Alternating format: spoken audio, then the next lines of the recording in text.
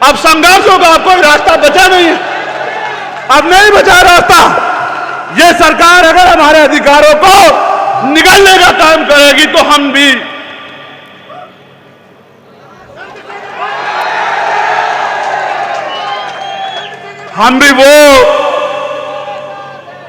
वो खून है जिन्होंने 2 अप्रैल 2018 में 13 लोगों ने कुर्बानी देके अपने खून से अपने अधिकारों को सींचने का काम करा है। मेरी बात को आप याद रखना।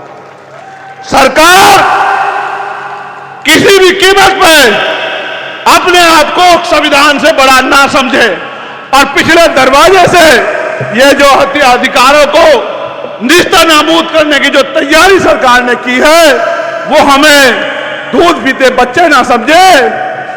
मैंने एक दिन पहले भी कहा था और आज भी कह रहा हूं, सड़कें जाम हो जाएंगी, देश रुक जाएगा, सरकारें त्राई त्राई मांगेंगी, सरकारें नाक रगड़ेंगी अगर हमने सड़कों पर उतरने का फैसला कर लिया। मेरी बात को सरकार याद रखना।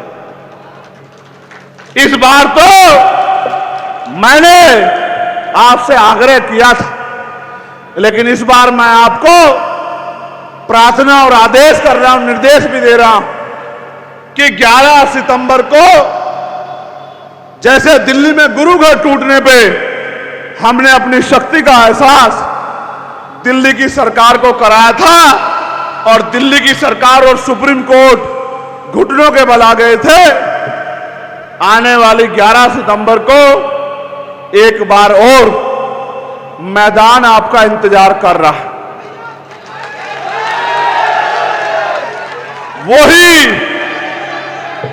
वही रामलीला मैदान होगा और उसी रामलीला मैदान में इस बार संविधान लीला होगी। मेरी बात को आप याद रखना। इसलिए मैं आपसे 2 प्रार्थनाएं कर रहा हूं कि आज से आप सतपाल जी का इंतजार मत करना कि सतपाल जी आपकी बस्ती में आएंगे, सतपाल जी आपको चलने के लिए कहेंगे। आज से आप लोग सब लोग खुद को सतपाल जी मान के अपने अपने बूथ सेक्टर की जिम्मेदारी को उठाना। साथ साथ 10 तारीख की रात से ही और अभी से ही मन पक्का करके अपनी डायरी में लिख लो कि एक दिन हमें अपने अधिकारों को बचाने के लिए दिल्ली चलना है। ये पूरा दिन हमारा दिल्ली में संकल्प के साथ है कि आप कोई डाका, आप कोई लूट हम लोग अपने अधिकारों पर नहीं चलने देंगे। वो दिन चले गए कि एक लाठी से पूरे गांव को हाँक दिया जाता था, वो दिन चले गए। अब तो वो दिन है, अगर संवैधानिक मर्यादा में समझोगे तो संवैधानिक मर्यादा में समझाएंगे, और अगर गुंडागर्दी करोगे तो गुंडागर्दी का भूत ऐसे चुटकियों में निकाल दिया जाएगा कि दोबारा गुंडागर्दी करने की सोच भी नहीं रख पाओगे। पूरे उत्तर प्रदेश की पुलिस मेरे पीछे पड़ी थी तो ये गाजियाबाद के लोगों ने मेरा हाथ पकड़ के मुझे चलने की ताकत दी थी। मैं गाजियाबाद को अपना घर मानता हूं। ऐसी बहुत सी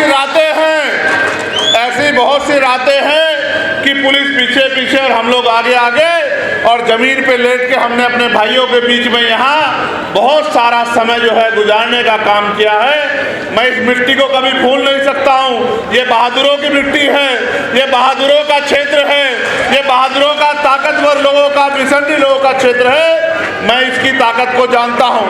हमारे साथ मेरे पीछे रिटायर्ड सीओ हमारे बड़े सम्मानित नेता कल्याण सिंह जी भी बैठे हैं। मैं उनका भी धन्यवाद करता हूं।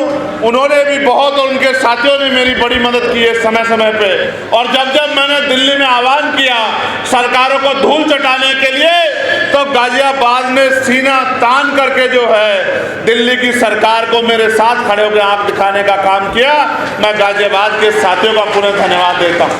छोटे भाई गुलजार जी और तमाम सब लोग यहाँ लंबे समय से संघर्ष कर रहे हैं, लेकिन अब उस संघर्ष को एक रूप देने का समय आ गया है। आपने सामाजिक रूप से बहुत बार जो है विरोधियों को धूल चटाई, चाहे इसी पार्क में जब ये भारतीय जनता पार्टी के लोग पार्किंग बना के बाबा साहब अम्बेडकर को अपमानित करने का काम कर रहे थे, मेरी माँ बहनों ने लेके उनके मंसूबों को नाकामयाब करने का काम किया था। मैं इस बात को जानता हूँ, आपकी शक्ति को जानता हूँ।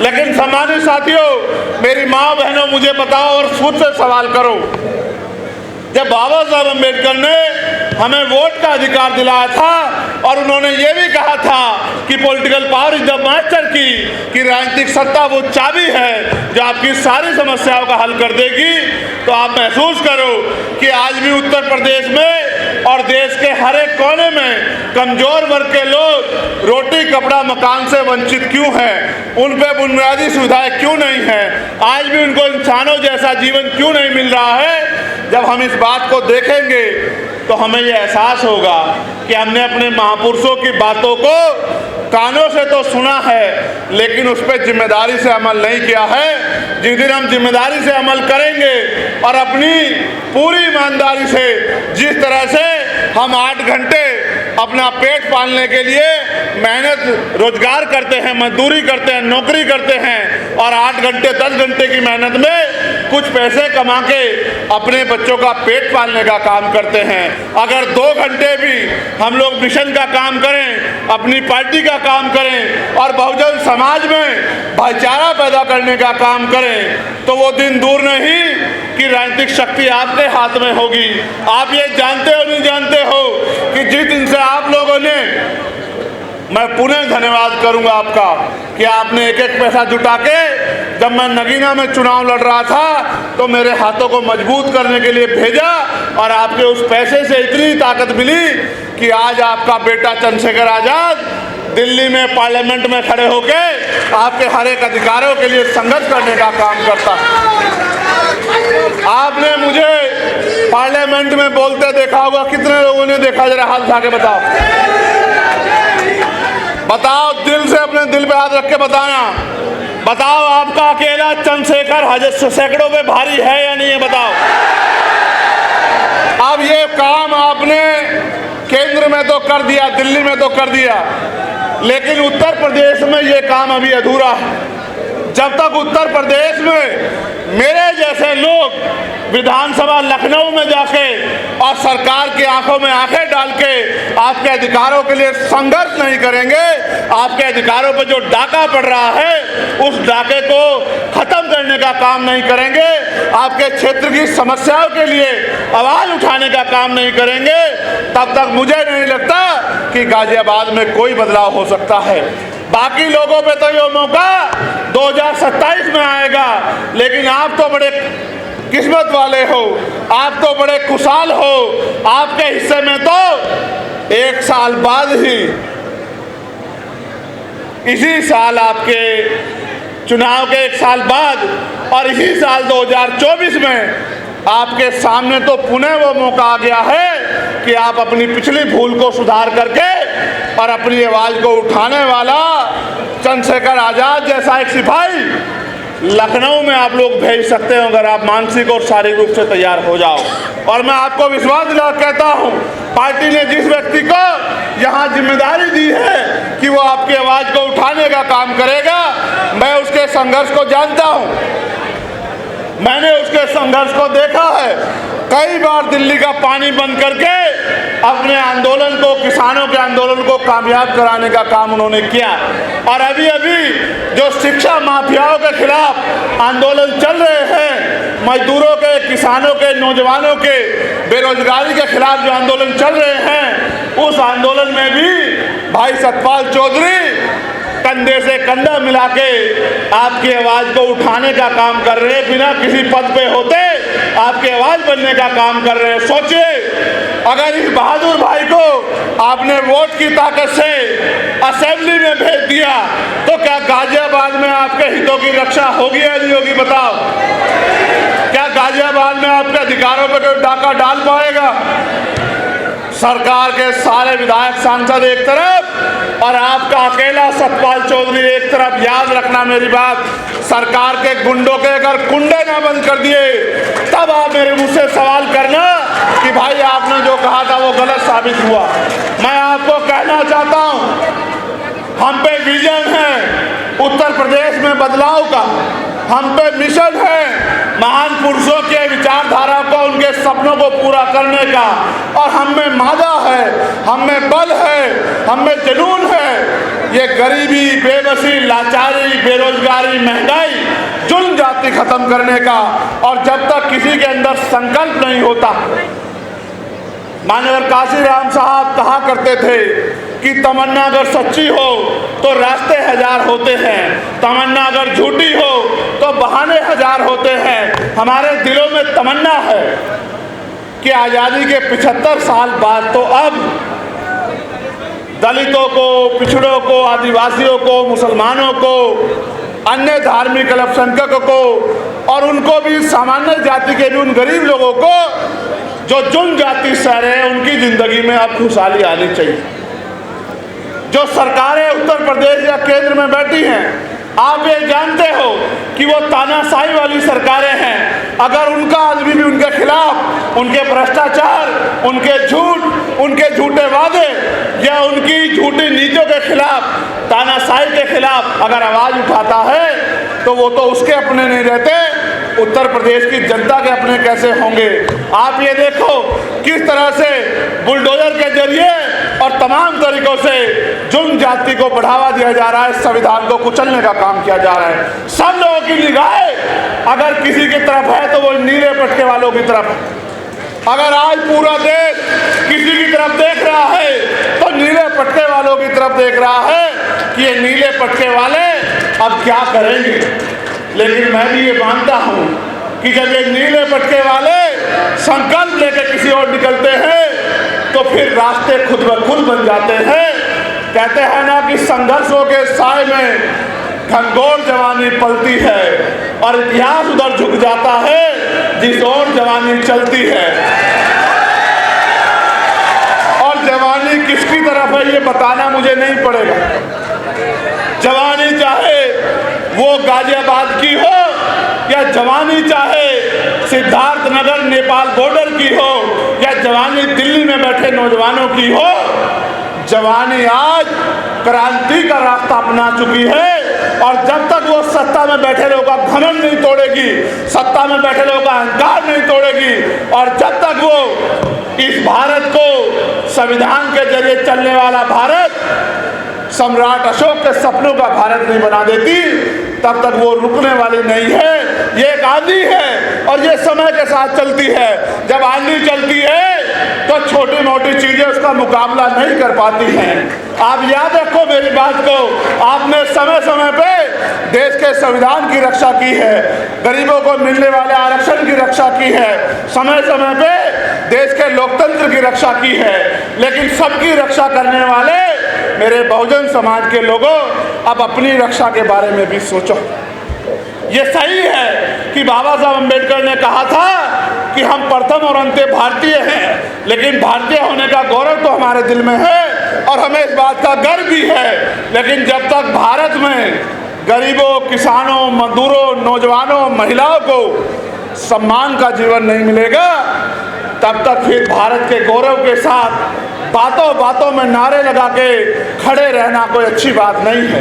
ये आपके हाथ में है कि आपका भविष्य कैसा होगा, ये आपके हाथ में है कि आपको रोजगार मिलेगा नहीं मिलेगा, ये आपके हाथ में है कि बहन बेटियों पे होने वाला जुल्म बंद होगा नहीं होगा, ये आपके हाथ में। मेरी बहन यहाँ खड़ी है, मैंने उनको संघर्ष करते देखा।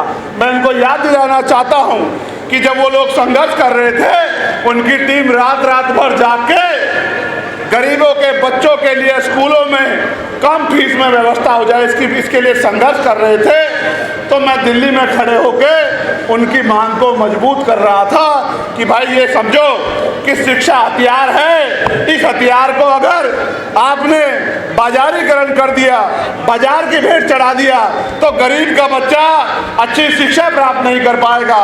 और जब गरीब का बच्चा अच्छी शिक्षा प्राप्त नहीं कर पाएगा तो 200-400 रुपए की मजदूरी करके या 5-7-8 हज़ार रुपए की नौकरी करके वो अपने घरों के हालात नहीं बदल सकता है। वो अपने टूटे हुए घर को पाई पाई बचा के भी 10 साल में भी पक्का नहीं कर सकता है। वो कभी अपनी माँ को हवाई जहाज का सफर नहीं करा सकता है, वो कभी अपनी बहन को एसी वाली ट्रेन में नहीं घुमा सकता है। प्रधानमंत्री जी तो दिल्ली में बैठ के नारे देते हैं कि चप्पल वाला हवाई जहाज का सफर करेगा। मैं आपको सच बताता हूँ कि चप्पल वाले को 2 टाइम अच्छी रोटी भी मिल जाए सम्मान की, ये भी अब उत्तर प्रदेश में और देश में मुश्किल हो चुका है। इसलिए मैंने मांग उठाई थी, चाहते हो तो फिर करो कि राष्ट्रपति हो, प्रधानमंत्री हो, विधायक हो, मंत्री हो, मुख्यमंत्री हो, राज्यपाल हो या कोई भी ऐसा व्यक्ति जिसको सरकारी सुरक्षा मिली है, सुरक्षा मिली है, सुविधा मिली है या उसको आर्थिक मदद होती है, चाहे वो क्लास 1 का अधिकारी हो या क्लास 4 का अधिकारी हो, चाहे वो डीएम एसएसपी हो या एसडीएम एडीएम हो या दरोगा सीओ हो या कोई और अधिकारी हो, सबके बच्चों को सरकारी स्कूलों में पढ़ाने की इजाज़त देनी चाहिए और कानून बना देना चाहिए कि सरकारी अधिकारी, कर्मचारी, नेताओं के बच्चे सरकारी स्कूल में पढ़ेंगे। आप देखो, महसूस करके, अपने दिल पे हाथ रख के महसूस करो, एक ही क्लास में मुख्यमंत्री का बेटा बैठा होगा, उसकी बराबर वाली टेबल पे मजदूर का बेटा बैठा होगा, उसके बराबर वाली टेबल पे एसडीएम का बेटा बैठा होगा, उससे बराबर वाली टेबल पे कुर्सी पे डीएम का बेटा बैठा होगा, उससे बराबर वाली कुर्सी पे एसएसपी का बेटा बैठा होगा और उसके बराबर वाली कुर्सी पे टिगर नागर भाई मेरे जैसे किसान का बेटा बैठा होगा, मजदूर का बेटा बैठा होगा। तो अगर वो हमारी परवाह नहीं करेंगे तो अपने बच्चों की परवाह तो करेंगे। ये जो बड़े बड़े प्राइवेट सेक्टर के स्कूल बना के खड़े कर दिए, गरीब लोग इसके सामने से तो गुजर सकते हैं लेकिन खुद को और अपने बच्चों को इन स्कूलों में अंदर नहीं पहुंचा सकते, उनकी क्लास तक अपने बच्चों को नहीं बिठा सकते। जब ये इतनी बड़ी खाई पैदा हो जाएगी तो गरीब का बच्चा कैसे जो है इन अमीरों के बड़े बड़े स्कूलों का मुकाबला करेगा। साथ साथ मैंने ये मांग भी की है कि जितने भी सरकारी कर्मचारी, अधिकारी, नेता, अभिनेता हैं, चाहे वो राष्ट्रपति से लेके और गांव का प्रधान क्यों ना हो, उनके बच्चों का और बीमार होने पे उनका इलाज सरकारी अस्पताल में होना चाहिए। जिस दिन ये हो गया भारत में, आप मेरी बात को याद रखना, उस दिन सरकारी अस्पतालों में डॉक्टर भी मिलेगा, सारे टेस्ट भी वही होंगे, बढ़िया से बढ़िया दवाइयाँ भी वहाँ मिलेंगी और साफ सफाई भी ऐसी अच्छी होगी कि आपको सरकारी हॉस्पिटल और 5 स्टार होटल में फर्क महसूस नहीं होगा। जब मंत्री जी का इलाज वहाँ होगा, मंत्री जी के बेटे का होगा, राज्यपाल के बेटे का होगा, प्रधानमंत्री जी का होगा, ये बड़े बड़े उद्योगपतियों का होगा।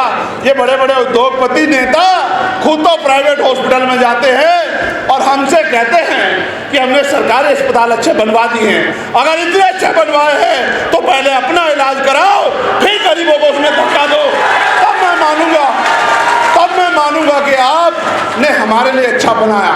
मैं आपको कहता हूं, आज देश भ्रष्टाचार की भेंट चढ़ रहा है और पूरे देश में कमजोरों, किसानों, गरीबों की निगाह आपकी तरफ है। और अगर वास्तविकता में आप मुझसे प्यार करते हैं, वास्तविकता में आप भारतीय संविधान से प्यार करते हैं और वास्तविकता में आप बाबा साहब अम्बेडकर के सपनों को पूरा करना चाहते हैं, वास्तविकता में आप अपनी वोट की ताकत बनाना चाहते हैं, फिर वो दिन दूर नहीं है। अगले 3 से 4 महीने में उपचुनाव उत्तर प्रदेश की 10 सीटों पे होंगे। टोटल सीटें तो 403 हैं, लेकिन चुनाव 10 सीटों पे उपचुनाव होंगे और पूरे प्रदेश की निगाह इन 10 सीटों पे होगी। जहां कुछ लोग चंद्रशेखर आजाद को हराने के लिए लड़ेंगे, वही आजाद समाज पार्टी उत्तर प्रदेश में नया विकल्प बनाने के लिए लड़ेगी चुनाव। और विकल्प भी ऐसा जो विकल्प एसी के कमरे में पड़ के नहीं, सड़कों पे गरीबों के बीच में खड़ा होकर उनकी लड़ाई लड़ने का काम करेगा। ऐसे नेताओं का निर्माण होगा जिनके लिए अपना हित बाद में होगा और समाज हित, क्षेत्र हित, प्रदेश हित पहले होगा। जब ऐसी विचारधारा के लोग आगे बढ़ेंगे तभी प्रदेश में परिवर्तन होगा। आप अपने दिल पे हाथ रख के बताओ, रात को 11 बजे अगर आपकी बेटी घर से निकल के बाजार की किसी दुकान पे जाओ तो क्या आपका दिल उत्तर प्रदेश में आज धक धक करता है, नहीं करता है? बताओ, क्या आपको भय लगता है, नहीं लगता है? बताओ। तो तो सब कुछ होते हुए भी अगर बहन बेटियां उत्तर प्रदेश में सुरक्षित नहीं है तो मैं मुख्यमंत्री जी से कहना चाहता हूं कि आपको कोई अधिकार नहीं है कुर्सी पे बैठने का। अगर आप में जरा सी भी नैतिकता हो तो आपको कुर्सी छोड़ देनी चाहिए, क्योंकि 7 साल के कार्यकाल के बाद भी आप उत्तर प्रदेश की बेटियों को सुरक्षा देने में, सुरक्षित रखने में कामयाब नहीं हो पाए। आपको कोई अधिकार नहीं है कुर्सी पे बैठने का। सिर्फ बड़ी बड़ी वादे करने से काम नहीं चलेगा। जब राजनीतिक शक्ति दूसरे लोगों के पास होगी, जैसे आज भारतीय जनता पार्टी के पास है, तो आपके हाथ ऐसे फैले हुए हैं, और जब राजनीतिक शक्ति आपके पास होगी तो आपका हाथ देने वाला हाथ होगा। आज मेरा पूरा परिवार इस मंच पर एकजुट हुआ है। मेरे दिलों में बड़ी खुशी पैदा हुई है। मुझे ऐसा लगता है कि जो भार मेरे ऊपर है वो भार थोड़ा कम हो जाए, क्योंकि मैं इनकी शक्ति को जानता हूं। मैंने इनको संघर्ष करते देखा है, मैंने इनसे बहुत कुछ सीखा है। मेरा दिल ये कहता है कि आज और इसी समय से उत्तर प्रदेश में परिवर्तन का एक चक्र जो हो चुका है। और आप देखना कि जब 10 विधानसभा उपचुनाव का रिजल्ट आएगा तो जिस तरह से आपका प्रतिनिधित्व दिल्ली में है, लखनऊ में भी आपका प्रतिनिधित्व होगा। आपकी बात को कहने वाला और ये नीला पटका पहन के बहादुर योद्धा की तरह, शेर की तरह दहाड़ने वाला आपका सिपाही विधानसभा में होगा, ऐसा मेरा विश्वास है। मगर ये तभी संभव हो सकता है जब गाजियाबाद के लोग मन बना लें और गाजियाबाद के लोग अपनी जिम्मेदारी को उठा लें और आज से ही वो संकल्प ले लें कि हमें रोज 1 घंटा लोगों को आजाद समाज पार्टी से जोड़ के, उनकी विचारधारा, उनके विजन से जोड़ के और गाजियाबाद से नई शुरुआत करनी। क्योंकि बाहर के लोग मेहनत कर लेंगे अलग बात है, लेकिन जब तक गाजियाबाद का मेरा परिवार, नरेश भाई, विजय भाई, संजीव भाई, बिरजू भाई, तमाम लोग जो हैं, ये मेरे पुराने साथी, जब तक कमर नहीं कसेंगे तब तक लड़ाई आगे नहीं बढ़ेगी। सतपाल जी को मैं देखता हूँ, वो सुबह सुबह पार्क में जाते हैं। सतपाल जी को मैं देखता हूँ, वो हर आंदोलन में जाते हैं। अगर आप सब लोग सतपाल जी बन जाओ, सीओ साहब पीछे बैठे, अगर आप सब लोग सतपाल जी बन जाओ तो वो दिन दूर नहीं कि ये लड़ाई हम लोग बड़ी आसानी से जीत जाएंगे। जहाँ तमाम लोग पैसे वाले लोगों को, ताकतवर लोगों को मुकाबला करने के लिए मैदान में उतारेंगे, वहाँ आपका ये किसान का बेटा यहाँ के कमजोरों, किसानों, मजलूमों, मजदूरों, मजबूरों, महिलाओं, बेटियों, संघर्षशील लोगों की आवाज बनके इस लड़ाई को मंजिल तक पहुंचाने का काम करेगा। और मैं आपसे एक और चीज मांगना चाहता हूं। ये बात तो मैं सतपाल जी के ध्यान में भी और चित्तौड़ साहब के ध्यान में भी लाना चाहता हूं, और अपने सम्मानित नेताओं के ध्यान में भी, जिन्होंने पश्चिम की बागडोर संभाल रखी है।